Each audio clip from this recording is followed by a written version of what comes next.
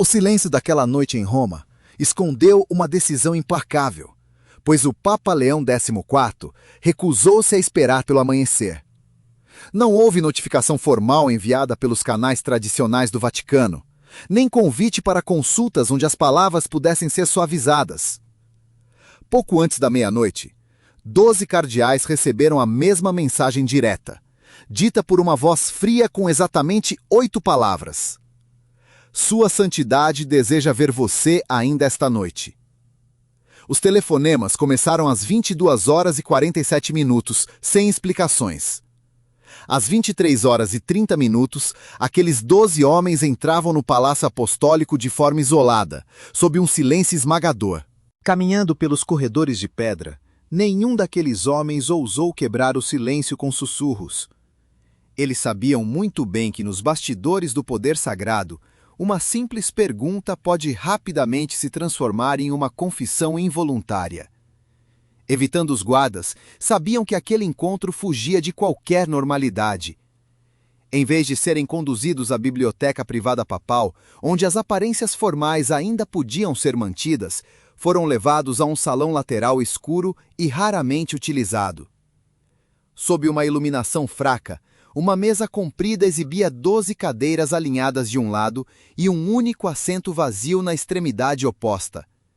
Sem assessores, secretários ou testemunhas. Durante minutos intermináveis, os prelados permaneceram de pé, quando os dois... A tensão na sala era quase palpável, enquanto um dos prelados ajeitava nervosamente sua cruz peitoral. Outro mantinha o olhar fixo no chão de mármore, enquanto o mais idoso permanecia imóvel, como uma estátua de pedra. Nenhum deles conhecia o real motivo da convocação, mas todos compartilhavam da mesma certeza sombria. Um pontífice não chama 12 cardeais às pressas antes da meia-noite para pedir conselhos amigáveis. De repente, a porta pesada se abriu e o Papa Leão XIV entrou sozinho, carregando apenas uma pasta vermelha e um pequeno caderno de couro preto. Ele colocou ambos sobre a mesa com a calma fria de quem já havia traçado o destino daquela noite. O silêncio que se seguiu parecia calculado. Com um olhar pausado e penetrante, Leão XIV encarou cada um dos presentes, fazendo o salão parecer subitamente menor. Eram 12 rostos, 12 nomes e 12 carreiras meticulosamente construídas dentro da complexa engrenagem de Roma. Ao longo dos últimos 7 dias, ele manteve uma fachada de absoluta serenidade em público, sorrindo para peregrinos e abençoando crianças para fingir normalidade. No entanto, por trás de portas fechadas, uma investigação silenciosa avançava de forma implacável. Cada folha daquela pasta vermelha fora revisada, cada assinatura rastreada e cada autorização confrontada. O que os cardeais ignoravam era que a pasta havia chegado às mãos dele 10 dias antes, no voo de volta da África. Os presentes mal podiam imaginar que no instante em que o avião papal tocou a pista de Roma, o pontífice já sabia de toda a traição cometida em sua ausência. Eles confundiram o silêncio do Papa com hesitação, sem perceber que aquilo era, na verdade, uma preparação fria e calculada. Agora, a espera havia chegado ao fim. Com a pasta vermelha e o caderno preto sobre a mesa, o líder da igreja colocou a mão próxima aos documentos, deixando que o peso do desconhecido esmagasse os 12 homens diante dele. O motivo de estarem reunidos ali já não era um boato ou mera suspeita de corredor. Tudo estava devidamente documentado, comprovado e em algum lugar daquelas páginas cada um deles havia sido nominalmente citado. Exatamente 10 dias antes daquela misteriosa convocação à meia-noite, a aeronave que trazia o Papa Leão XIV de sua viagem pela África aterrissava em solo romano. Era o dia 23 de abril de 2026. Aquela jornada apostólica durara 11 dias e percorrera 4 nações distintas: Argélia, Camarões, Angola e Guiné Equatorial. Para o público, parecia apenas mais uma exaustiva viagem pontifícia repleta de protocolos e discursos inflamados. No entanto, seus assessores mais próximos notaram uma sutil transformação em seu semblante antes mesmo do pouso. Ele havia testemunhado a fé crua em capelas tomadas pela poeira e rezado de mãos dadas com prisioneiros sob a chuva torrencial de Bata.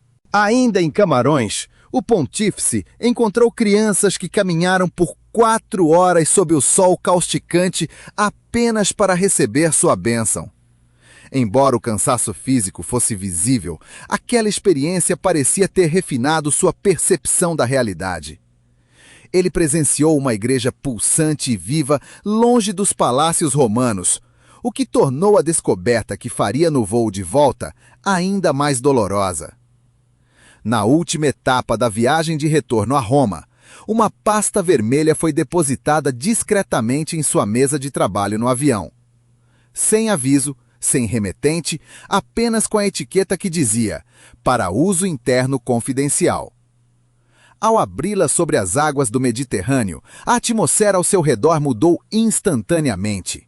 O conteúdo consistia em 23 páginas repletas de datas oficiais, assinaturas e autorizações, redigidas com um jargão burocrático que tentava parecer inofensivo. No entanto, para um homem que compreendia perfeitamente as engrenagens do poder clerical, a farsa era evidente. Havia 12 nomes específicos listados ali, e nenhum deles fora escolhido por acaso. Eram os mesmos 12 cardeais convocados às pressas naquela noite de desespero. Quando o avião pousou em Roma, Leão XIV fechou a pasta sem manifestar qualquer fúria ou reação imediata. Ele retornou ao Palácio Apostólico inabalável, guardando as provas e desenhando mentalmente a estratégia para o inevitável confronto. Se nós analisarmos de perto as revelações daquela pasta vermelha, percebemos que não se tratava de uma mera divergência de opiniões administrativas. Enquanto o Papa Leão XIV cumpria sua agenda de 11 dias na África, um pequeno círculo de oposição na Cúria Romana sabotava secretamente suas 3 principais reformas. O ataque foi silencioso, camuflado em cláusulas obscuras e manobras burocráticas que apenas um analista experiente conseguiria identificar. A primeira grande mudança visava a transparência financeira absoluta, exigindo auditorias completas conduzidas por especialistas civis de fora de Roma. Eram profissionais independentes, sem vínculos de amizade ou dívidas de favores dentro dos muros. A perspectiva de olhares externos, devassando os registros contábeis, acendeu o sinal de alerta entre os membros mais conservadores da Cúria. Essa abertura financeira significaria rastrear contratos escusos e expor decisões antes protegidas pelo manto do sigilo pontifício. A segunda reforma, de caráter estrutural, pretendia descentralizar o poder, transferindo a autoridade decisória de departamentos romanos para bispos de fora da Europa. O próprio Papa declarara na África que Roma não poderia mais governar sozinha uma igreja globalizada. Para os reformistas, era um sopro de esperança. Para os burocratas de carreira, uma perda de influência que precisava ser varrida, com revisões e atrasos processuais. Nenhuma das propostas gerou tanto pânico quanto a terceira reforma, projetada para expor feridas profundas que o Vaticano já não conseguia ocultar. Leão XIV exigia um protocolo severo de responsabilização para bispos cúmplices de abusos, eliminando transferências discretas ou aposentadorias silenciosas blindadas por comunicados evasivos. O plano impunha julgamentos públicos e registros transparentes. Para quem construíra a vida sob o escudo protetor da burocracia, aquela medida representava uma ameaça existencial. Assim, enquanto o Papa dedicava seus dias aos necessitados no território africano, seus adversários agiam na sombra para desidratar as 3 propostas originais.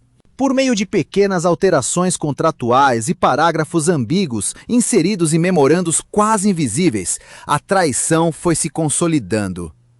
Ao terminar a leitura a bordo do avião, o Papa percebeu que havia sido contornado com extrema frieza e profissionalismo por seus próprios subordinados. No entanto, os mentores daquele golpe silencioso cometeram um erro fatal de cálculo. Julgaram que a ausência física do pontífice lhes garantiria impunidade eterna. Não previram que o retorno dele transformaria toda aquela aparente liberdade em provas materiais indiscutíveis. Durante os 7 dias subsequentes, Leão XIV manteve absoluto silêncio, garantindo que nada parecesse fora do comum. O cronograma pontifício seguiu sem qualquer alteração visível, com as tradicionais audiências gerais e aparições na Praça de São Pedro. No dia 27 de abril, ele acolheu a arcebispa de Cantuária, Sara Milleley, no Palácio Apostólico, compartilhando orações na Capela de Urbano VIII e discursando publicamente sobre reconciliação e fé. Diante das lentes do mundo inteiro, o Papa mantinha-se impassível e focado na rotina administrativa. Nos bastidores do Vaticano, contudo, a pasta vermelha desencadeava uma investigação sigilosa. Sem confrontar os cardeais de imediato, o Papa convocou técnicos e peritos capazes de certificar os dados em reuniões privadas totalmente fora dos registros. Se você e eu acompanharmos a lista de entradas secretas no gabinete papal, veremos que o primeiro a ser ouvido foi o chefe do Departamento de Estatísticas. Logo depois, compareceu um leigo de extrema confiança trazido dos tempos em que o pontífice servia no Peru, seguido pelos auditores externos nomeados no último verão e pelo prefeito do Dicastério para a Comunicação. Todos entraram e saíram sob total sigilo. Na manhã de 30 de abril, o dossiê já estava inteiramente blindado de dúvidas. Cada assinatura fora detalhadamente periciada e cada transação eletrônica cruzada. O Papa tinha certeza definitiva de que o atraso em suas reformas não fora fruto de lentidão operacional, mas sim de uma sabotagem intencional. Hoje, você e eu vamos analisar a guerra silenciosa do Vaticano, onde os homens citados naqueles papéis agiram crentes de que a ausência do pontífice os protegeria. Mas aquele silêncio papal provou ser muito mais perigoso do que a própria ira. Se ele reagisse na hora, eles teriam armado uma defesa. Se os chamasse de imediato, viriam com uma versão combinada. Em vez disso, ele esperou que os documentos falassem primeiro. Foi ao amanhecer que o Papa Leão XIV chamou um oficial aposentado com décadas de cúria romana. O homem entrou no estúdio papal esperando uma conversa tranquila, talvez uma lembrança de outro pontificado, sem imaginar o que de fato o aguardava. Sem qualquer preâmbulo, Leão XIV colocou 3 folhas sobre a mesa de madeira escura e fez uma única e cortante pergunta. Você já viu esse padrão antes? O velho funcionário começou a ler em um silêncio absoluto. A atmosfera do aposento parecia congelada, enquanto os olhos do homem percorriam as linhas, identificando assinaturas familiares, termos burocráticos e o desenho nítido de uma engrenagem que se autoprotegia. Ao erguer os olhos, sua voz trouxe a experiência acumulada de várias gerações do clero. Sim, Santo Padre. Muitas vezes sob o comando de 3 papas diferentes. Eles agem quando o líder está exausto ou distante. O pontífice apenas ouviu, perguntando em seguida como os antecessores lidaram com aquilo. Antes de responder, o experiente oficial baixou os olhos para o chão e murmurou que eles simplesmente não lidaram e que por isso mesmo acabaram tão cansados. Não havia tom de acusação naquelas palavras, mas o impacto foi devastador para quem ouvia. Aquela resposta confirmava que o conteúdo da pasta vermelha não era um deslize isolado, mas sim um método refinado ao longo das décadas, alimentado pelo silêncio cúmplice e protegido pelo esgotamento dos líderes. O Papa agradeceu e dispensou o homem. Sozinho, com os papéis e a pasta sobre a mesa, ele permaneceu imóvel por um longo período enquanto o Vaticano lá fora seguia sua rotina habitual, alheio à grave decisão que começava a tomar forma ali dentro. O pontífice estava decidido a não combater a lentidão burocrática com mais lentidão, ciente de que dar tempo aos envolvidos permitiria que eles combinassem uma versão falsa. Naquela tarde fria, ele caminhou solitário pelos jardins do Vaticano por quase 1 hora, demonstrando uma indignação silenciosa que assustou seus assessores mais próximos. Não era um acesso de fúria ruidoso, mas uma transformação fria e implacável em seus olhos. Quando a noite caiu, a calmaria estratégica deu lugar à ação direta. Os telefonemas foram feitos de surpresa, convocando 12 cardeais desavisados para um confronto direto em uma sala onde o Papa já aguardava, com todas as provas minuciosamente analisadas. A movimentação nos corredores escuros começou pontualmente às 11h14 da noite, quando o primeiro prelado cruzou o pátio trazendo uma pasta de couro que ninguém lhe pedira para trazer. Pouco depois, às 11h17, um sedã preto estacionou silenciosamente para desembarcar o segundo convidado, enquanto os demais chegavam em pares, mudos até no elevador. Às 11h35 da noite, todos os 12 clérigos já ocupavam a sala no Palácio Apostólico. Diante deles, uma única mesa longa com 12 cadeiras e um lugar vazio na cabeceira ditava o tom de um julgamento sem testemunhas. Ao entrar com a pasta vermelha e um caderno de couro preto, o Papa deixou claro que aquilo não era um protocolo, mas uma sentença. Os olhos do Papa percorreram a mesa de forma lenta e cirúrgica, fazendo com que o peso daquele silêncio se tornasse profundamente pessoal para cada um ali presente. Eram 12 rostos, 12 nomes e 12 carreiras eclesiásticas agora indissociavelmente ligadas aos papéis que ele trazia nas mãos. Evitando qualquer acusação direta de início, ele manteve a voz guardada. Abriu a pasta vermelha, retirou uma única folha e apontou para a data no topo. 16 de abril.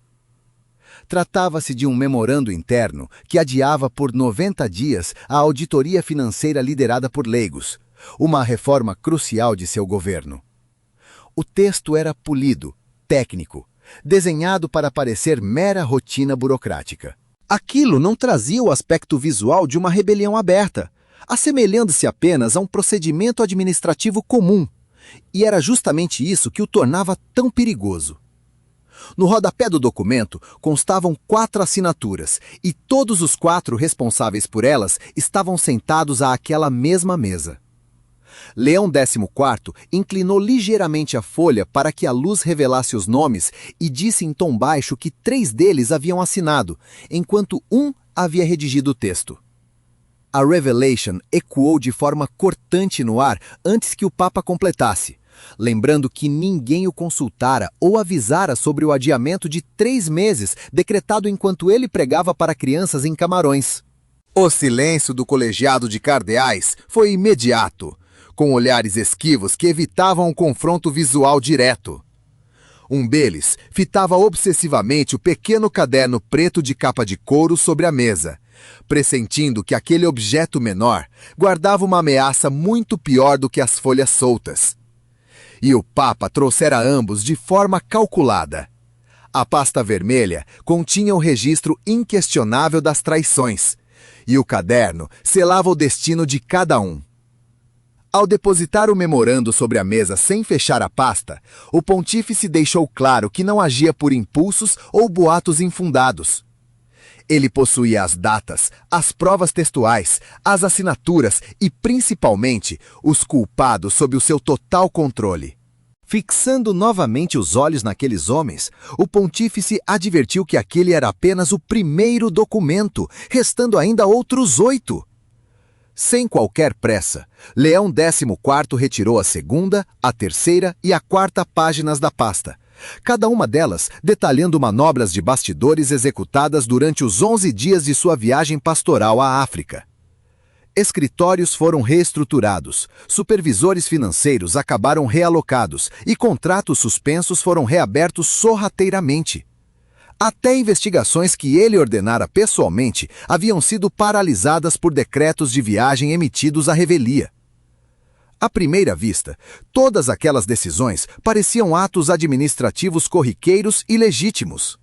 A somatória daquelas folhas revelava uma engrenagem que nenhum daqueles homens ousaria negar que existia, tornando o ar da sala sufocante a cada página virada.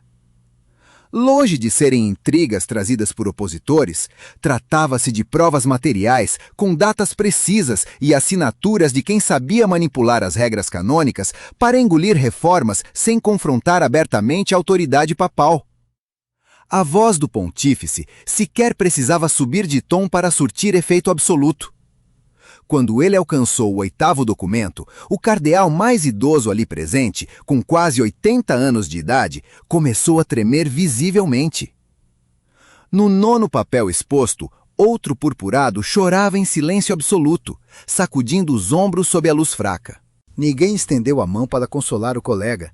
Ninguém esboçou defesa alguma e ninguém ousou pedir clemência ao pontífice. A aliança que parecera tão sólida e astuta no papel, desmoronava rapidamente ali dentro daquela sala fria. Leão XIV guardou a última folha de volta na pasta de tom escarlate, pousando a mão sobre ela com autoridade inabalável. Agora, a gravidade da situação estava exposta sem filtros. Não se tratava de um erro isolado, mas de 11 dias inteiros de sabotagem administrativa orquestrada à sua revelia, totalizando 23 páginas de decisões conspiratórias. Ele encalou o grupo mais uma vez e declarou que foram 11 dias de ausência para 23 páginas de ruína. Você e eu podemos sentir a tensão sufocante quando o Papa revelou saber quem iniciara tudo, quem aceitara a traição, quem assinou sem ler, quem distribuiu os papéis e quem ordenou o pacto de silêncio. A sala permaneceu paralisada diante daquela voz serena, quase glacial. Ele asseverou que não estava ali em busca de confissões tardias, desculpas burocráticas ou para humilhar o clero, mas sim para resgatar a verdade. Leão XIV sentou-se pela primeira vez desde que a reunião começara. Aquele gesto simples alterou radicalmente a dinâmica de poder no ambiente, pois, até aquele exato instante, o pontífice pairava de pé sobre as provas materiais de um complô interno que ele acabara de desmantelar. Daquele momento em diante, ele dividia o espaço físico com as próprias acusações. Apoiando as mãos unidas sobre o tampo da mesa, falou em um italiano pausado e firme, garantindo que a igreja jamais voltaria a ser governada pelas sombras enquanto estivesse vivo, nem depois de sua partida. Ele direcionou o olhar diretamente ao decano dos cardeais, relembrando o pontificado de Francisco. Você trabalhou de perto com ele. Observou suas tentativas de reforma e viu como as engrenagens burocráticas desta casa o sabotaram ano após ano, até que seu físico falhasse e até suas palavras perdessem a força. Ninguém ousou esboçar o menor movimento sob o peso daquela constatação dolorosa. O Papa deixou que o impacto daquelas palavras se espalhasse pelo ar antes de traçar um limite severo e inesperado, afirmando de forma categórica que ele não era Francisco e que não se deixaria abater da mesma maneira. Nenhuma resposta foi dada. Pela primeira vez em suas longas carreiras na Cúria, os 12 prelados viram-se desprovidos de uma estratégia de defesa comum ou de argumentos previamente ensaiados. Leão XIV não viera ali para discutir regulamentos, mas para sepultar um método histórico de sabotagem. Olhando fixamente nos olhos dos presentes, ele avisou que o silêncio dele não significava cegueira e que a aparente calma jamais toleraria o intolerável.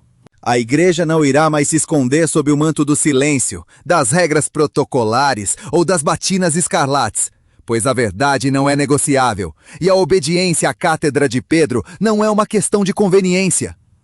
A solenidade de suas palavras causou um impacto devastador exatamente por não haver qualquer encenação teatral. Ele não esmurrou a mesa, nem elevou o tom de voz. Calmamente, o pontífice estendeu a mão, abriu o pequeno caderno de couro preto que repousava ao lado da pasta vermelha e revelou uma página onde constavam 12 nomes manuscritos. Sem ler nenhuma palavra em voz alta, ele apenas girou o caderno de forma lenta, para que cada um pudesse ler o destino reservado à sua própria assinatura. Se analisarmos os bastidores daquela sala, fica claro que o pânico se espalhou de formas distintas. Alguns leram ali uma advertência. Outros enxergaram uma revisão de cargos, enquanto alguns viram sua própria destituição. Apenas um homem leu a palavra confiança, mas ele não parecia aliviado, e sim chocado, como se o pontífice o tivesse arrancado daquela coalizão secreta sem sequer pronunciar seu nome. Ao lado dele, os rostos dos condenados perderam a cor. Quando o caderno preto se fechou com um ruído suave, todos congelaram. A pasta vermelha expunha o que ele sabia, mas o caderno mostrava que o Papa Léo XIV já havia decidido o destino de cada um, selando aquela reunião com um gesto firme sobre a capa escura. Naquela altura, as testemunhas silenciosas da sala sabiam que não se tratava mais de uma discussão sobre protocolos cotidianos. O que estava em andamento era um expurgo cirúrgico e controlado. Homens outrora poderosos haviam sido marcados para advertência, revisão ou exclusão, e apenas um para receber a confiança do pontífice. Contudo, antes que pudessem calcular o impacto de tais termos, o Papa estabeleceu a regra de ferro que manteria aquela noite sepultada entre as paredes do Vaticano. Ele declarou que cada um seria informado por escrito até o fim da semana. Alguns manteriam seus postos, outros seriam transferidos, e haveria quem seria forçado a se aposentar. Mas nenhum deles ousaria falar sobre aquela reunião naquela noite, no dia seguinte ou pelo resto do mês. Sem elevar o tom de voz, o pontífice proferiu suas palavras com uma frieza cortante que ecoou pelo recinto. Ele avisou que se uma única linha do que foi debatido ali fosse publicada pela imprensa, todos seriam transferidos imediatamente, sem exceção, sem julgamento e sem direito a recurso, na mesma hora em que a notícia fosse ao ar. Ninguém ousou se mover diante de uma ameaça que, embora sussurrada, era absoluta e não deixava rotas de fuga ou espaço para intrigas mútuas. Foi então que o Papa Léo XIV sepultou qualquer tentativa de barganha ao afirmar que não negociaria com vazamentos de informação. Segurando a pasta vermelha sob o olhar tenso de todos, ele garantiu que aquele dossiê permaneceria sob o seu controle pessoal. O aviso seguinte foi ainda mais sombrio, revelando que cópias de segurança existiam e seriam divulgadas na íntegra se algo acontecesse com o documento ou com o próprio Papa. Naquele instante, o pânico entre os cardeais assumiu uma nova e terrível dimensão. Eles sabiam da fúria do líder, mas não imaginavam que ele havia planejado as consequências daquele embate com tanta precisão. Rostos apreensivos começaram a se perguntar há quanto tempo aquela armadilha estava armada.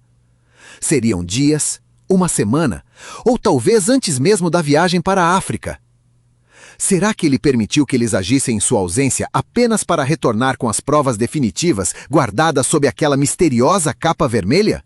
O silêncio absoluto que se seguiu mostrava que a sala havia ultrapassado o limite dos questionamentos. Erguendo-se mais uma vez, o Papa Léo XIV caminhou lentamente ao longo da mesa de jacarandá. Ele passou por cada clérigo sem tocá-los ou inclinar-se, mantendo uma distância solene antes de parar atrás da terceira cadeira a partir da extremidade e repousar a mão sobre o encosto. Apontando diretamente, ele confrontou o ocupante sobre a autoria do memorando de 16 de abril, detalhando como ele redigiu os termos, convenceu seus pares sobre a necessidade de um adiamento e vendeu aquela manobra como uma decisão prudente.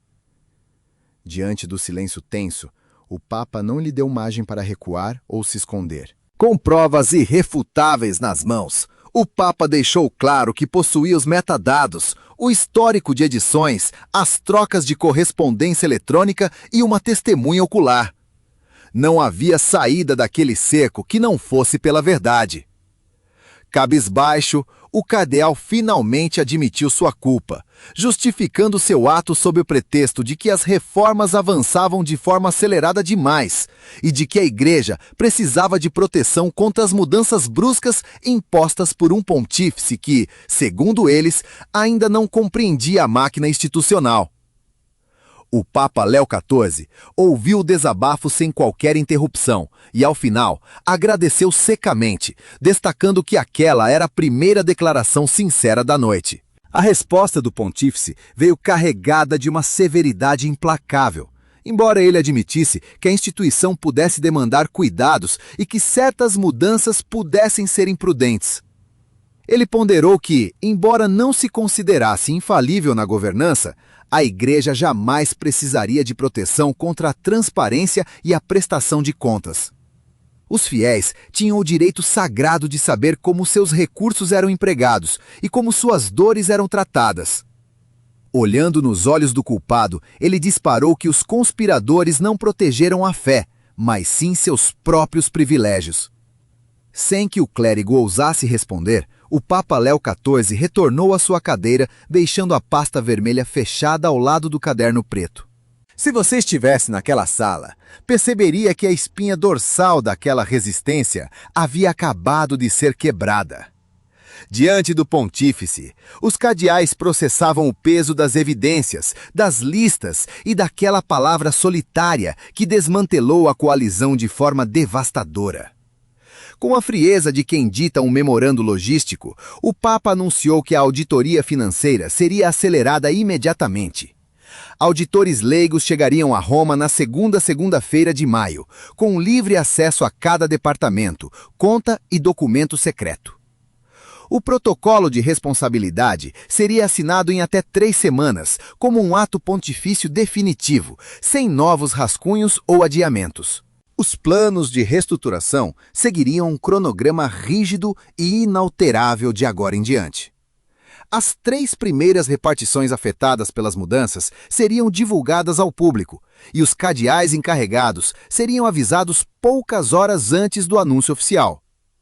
Fitando os presentes, o Papa Léo XIV proferiu a sentença implacável que selou o destino de 3 carreiras eclesiásticas de prestígio, garantindo que nenhum deles estaria naqueles cargos quando a notícia fosse divulgada.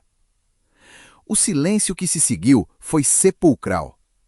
Naquele instante, 3 prelados viram o império de influência que ergueram ao longo de décadas ruir, apertando as mãos com tanta força que as articulações perderam a cor. Enquanto o dos clérigos fitava a mesa de madeira em busca de uma saída impossível, o Papa desferiu um golpe estratégico inesperado. Ele revelou que um dos presentes seria nomeado para chefiar o recém-criado Departamento de Conformidade Interna, cujo anúncio oficial ocorreria na manhã seguinte. Pela primeira vez, os 12 cardeais se entreolharam com profunda desconfiança, percebendo que a unidade do grupo havia sido destruída. Eles saíram dali como indivíduos isolados, tomados pela dúvida sobre quem seria o carrasco e quem seria a vítima. Sem rotular a medida como vingança, o Papa Léo XIV justificou o ato em nome das futuras gerações e relembrou as vozes dos prisioneiros de Bata rezando sob a chuva. Suas palavras trouxeram à tona a dor de mães que perderam seus filhos na violência, de padres abandonados pela hierarquia ao defenderem a verdade e de jovens que debandaram da igreja devido à hipocrisia de seus líderes. Aquelas pessoas esquecidas, segundo ele, mereciam algo muito melhor do que as conspirações tecidas naquela sala ao longo dos últimos 11 dias. Erguendo-se pela última vez, ele caminhou até a saída e, com a mão na maçaneta, determinou que todos mantivessem as aparências diante do público, celebrando missas e acolhendo peregrinos normalmente. Sob as aparências pacíficas, contudo, estava terminantemente proibido qualquer telefonema ou contato privado entre eles. Estavam vetadas as cartas, as reuniões secretas e os acertos de contas paralelos. A única ordem expressa era que rezassem fervorosamente. Após desejar boa noite aos irmãos, o pontífice cruzou a porta, deixando os 12 cardeais paralisados na sala por quase 10 minutos. Nenhum deles teve forças para se levantar de imediato. Aquele que havia chorado escondia o rosto úmido com as mãos, enquanto o autor do polêmico texto de 16 de abril fitava a cadeira vazia na ponta da mesa. O membro mais velho do colegiado tomou a iniciativa de sair para o corredor sem dizer palavra, sendo seguido em silêncio pelos demais, que evitaram se olhar ou se esperar no pátio externo. Cada um daqueles homens partiam em veículos separados em direção aos seus respectivos aposentos, mergulhando na mesma madrugada de insônia. Quando os relógios marcaram 1h42 da manhã, o corredor lateral estava completamente deserto. Um sentinela da guarda suíça apagou os refletores sem fazer ideia do drama histórico que acabara de se desenrolar ali dentro. O Vaticano mergulhou no silêncio habitual, mas aquela calmaria era enganosa. No prazo de 24 horas, a máquina administrativa começou a girar com a preparação de um decreto papal severo e o envio dos nomes dos novos auditores civis, obrigando cada setor a expor suas contas em 7 dias. Logo em seguida, a criação da nova controladoria interna foi oficializada, trazendo uma nomeação que pegou a Cúria Romana de surpresa. O cardeal escolhido para liderar o órgão não pertencia a nenhuma facção ideológica. Sua única fama era de ser um homem rigorosamente honesto. Em apenas 72 horas, os efeitos desse expurgo silencioso tornaram-se visíveis. 4 dos 12 cardeais solicitaram aposentadoria imediata. 2 foram exilados para dioceses distantes e 3 receberam advertências formais severas. Outros 2, incluindo o autor do memorando de 16 de abril, foram submetidos a uma rigorosa investigação de 6 meses, perdendo o poder de assinar decretos. Se você e eu analisarmos a fundo essa engrenagem, veremos que foi uma verdadeira sentença de morte profissional, executada sem alarde. Nenhum documento vazou para a imprensa, nenhuma foto foi tirada e nenhum repórter publicou a lista dos 12 envolvidos. Ainda assim, a atmosfera nos corredores do Vaticano mudou drasticamente em poucos dias. Os diálogos tornaram-se rápidos e cautelosos, a burocracia acelerou e processos engavetados há meses foram subitamente concluídos por funcionários que agora andavam com pressa. No fim, a nova realidade foi resumida por um velho cardeal que sussurrou a um jovem clérigo que o Papa via muito mais do que todos eles podiam imaginar. Mais tarde, sussurros arrependidos ecoaram nos corredores vazios, quando um dos prelados admitiu que o Papa simplesmente esperou o momento exato de agir. Outro comentou que eles falharam em decifrar aquela aparente inércia. Mas foi uma terceira voz, em tom quase inaudível, que pronunciou a frase mais marcante daquela conspiração frustrada.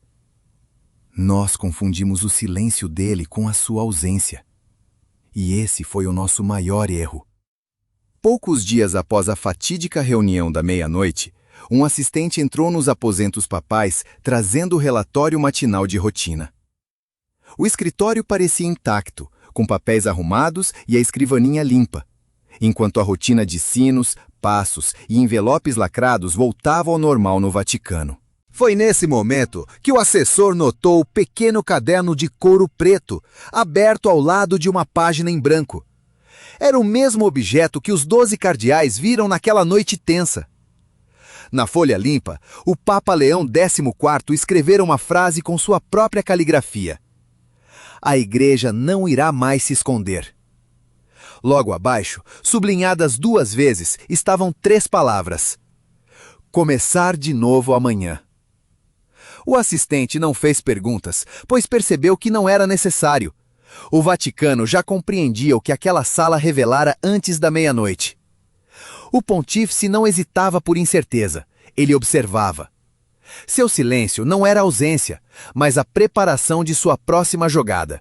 E, em algum lugar por trás dos muros antigos de Roma, aqueles homens poderosos que costumavam confiar mais no atraso deliberado do que na transparência da verdade, começavam a entender que as velhas táticas não surtiam mais efeito. A pasta vermelha havia sido finalmente fechada, mas o caderno de couro preto continuava aberto. Se esta revelação intrigou você, deixe o seu gostei, inscreva-se no canal e nos conte nos comentários de onde você está nos assistindo. Continue conosco, pois o próximo confronto já está sendo arquitetado em absoluto silêncio. E as investigações indicam que ele pode expor segredos ainda mais profundos e perigosos do que este.